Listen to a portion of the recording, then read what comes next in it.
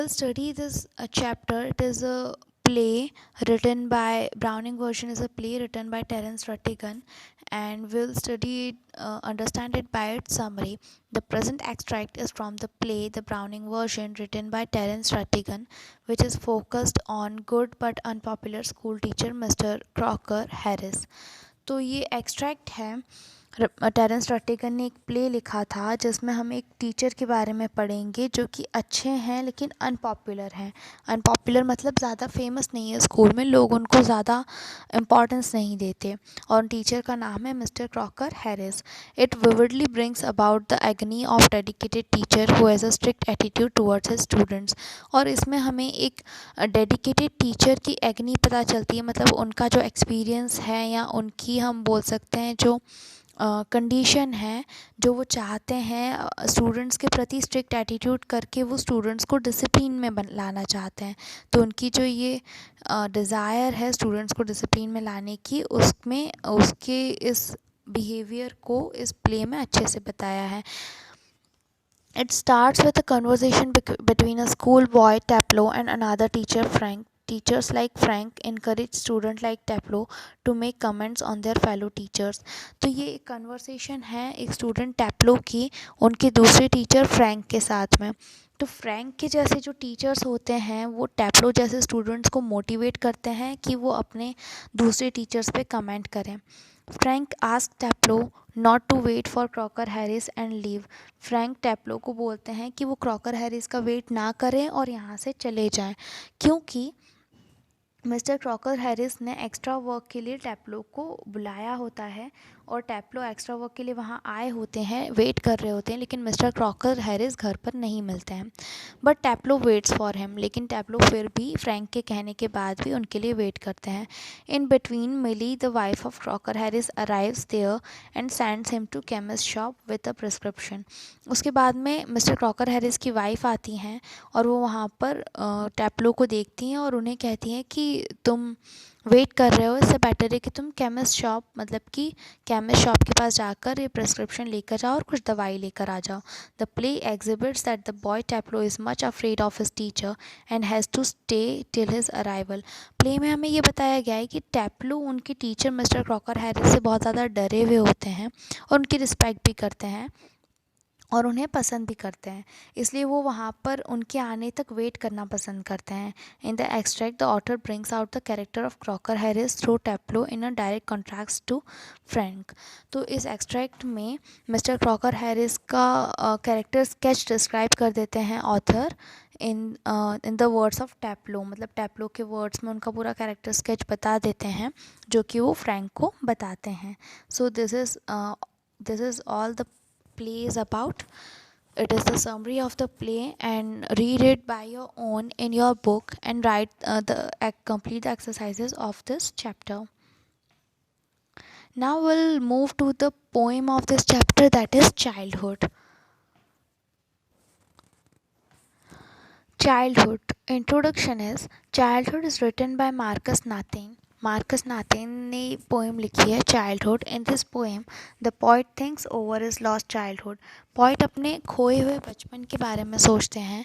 He wonders about the moment where he lost the innocence and realize that the world is not what he seemed it to B.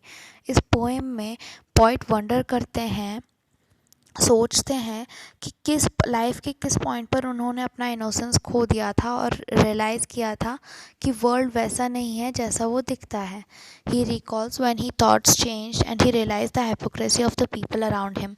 वो time याद करते हैं कि कब उनके thoughts change हो गए थे और उन्हें ये रियलाइज़ हुआ था कि जो लोग उनके आसपास दिखते हैं वैसे वो हैं नहीं। उनकी हाइपोक्रेसी के बारे में पता चला था, मतलब कि उनकी डबल फेस नेचर के बारे में पता चला था। He finally settle down to the idea that the childhood went to some forgotten place. और फाइनली वो एक आइडिया पे सेटल आउट करते हैं कि शायद उनका बचपन एक फॉरगॉटन प्लेस पे चला गया है और एक बच्चे की इनोसेंट इन्फेंट की फेस के अंदर छुपा हुआ है। Childhood summary. In the poem, the poet wonders when he lost his childhood and the innocence he had. इस पोएम में पोइट वंडर करते हैं कि अपने बचपन को उन्होंने कहाँ पर खो दिया और जो इनोसेंस उनके पास थी वो कहाँ चली गई.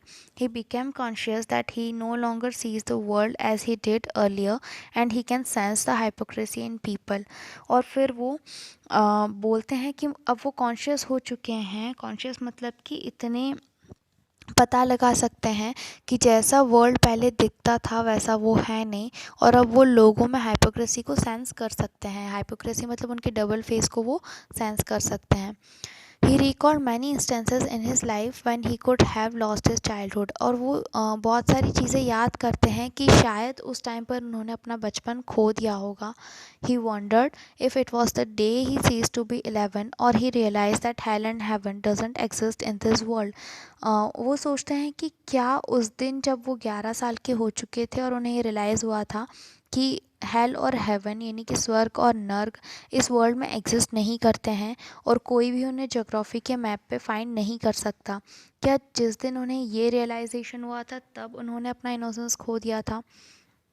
Next he talk abouts the possibility when he realized that adults are not what they seem to be and they are hypocrites. और उसके बाद में वो उस पॉसिबिलिटी को रिकॉल करते हैं, उसके बारे में बात करते हैं कि शायद जब उन्हें ये रियलाइज़ हुआ था कि बड़े लोग जैसे दिखते हैं वो वैसे हैं नहीं, उनके डबल फेसेस हैं. They talk and preach of love but their actions don't say so. वो प्यार की बातें तो करते हैं लेकिन उनके एक्शंस से ये बात प्यार नहीं दिखता है.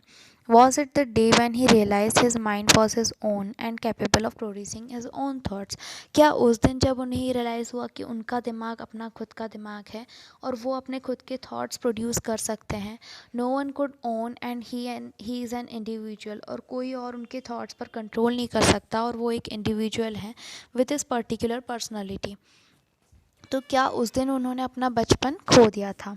इन the last stanza he talks about the whereabouts of it childhood. और लास्ट स्टैंजा में अपने चाइल्डहुड उन्होंने कहाँ खो दिया उसके बारे में वो बात करते हैं. He concludes that it had gone to some forgotten place and it had only be found in the innocent face of an infant. और बाद में वो कंक्लूजन करते हैं कि शायद उनका बचपन एक फॉरगॉटन प्लेस पे चला गया है और वो सिर्फ अब एक बच्चे के इनोसेंट फेस में ही उन्हें दिख सकता है. चाइल्डहुड लिटरेरी डिवाइसेस अगर हम देखें तो इसमें रैशनलिज्म यूज़ हुआ है. रैशनलिज्म मतलब वो एबिलिटी जब कोई तर्क लॉजिक के साथ किसी चीज़ को प्रूव करता है. तो ये जो लाइंस हैं, was it the day I ceased to be 11, was it the time I realise that hell and heaven could not be found in geography. उन्होंने लॉजिक दिया है कि हम जोग्राफी को में हेल एंड हेवन को फाइंड नहीं कर सकते, इसलिए हेल एंड हेवन है ही नहीं. तो this is rationalism. Rhyme scheme इस पोएम की हम देखेंगे तो वो है ABBCCD. रीफ्रेन अगर हम देखेंगे तो रीफ्रेन मतलब कोई भी फ्रेज़ या ग्रुप ऑफ वर्ड्स अगर फिर से दोहराया जाता है तो उसको रीफ्रेन बोलते हैं. When did my childhood go, was that the day. This line is repeated in every stanza. Individuality क्या होता है कि जब पॉइट्स को रियलाइज़ हो जाता है कि वो खुद एक इंडिविजुअल हैं तो वो अपनी इंडिविजुअलिटी को शो कर रहे हैं. So this is an literary device. Antithesis क्या होता है कि जब दो वर्ड्स कनेक्टेड हैं, दो अपोजिट वर्ड्स कनेक्टेड हैं किसी कंजक्शन से और किसी सेंटेंस में साथ में यूज़ हो रहे हैं तो उसे हम एंटीथेसिस बोलते हैं, जैसे हेल एंड हेवन. अलिट्रेशंस मतलब दो कॉन्सोनेंट साउंड्स का साथ साथ के वर्ड्स में यूज़ होना. The time, my mind, whichever way, thoughts, that. तो यहाँ पे TM, W एंड T ये साउंड्स कॉन्सिक्यूटिव वर्ड्स में यूज़ हुए हैं. इन्वर्जन मतलब होता है कि जहाँ पे सब्जेक्ट वर्ब का ऑर्डर रिवर्स हो जाता है. To use whichever way I choose. तो यहाँ पर सब्जेक्ट वर्ब ऑर्डर क्या हो गया, चेंज हो गया. Which ever way I choose. So this is inversion.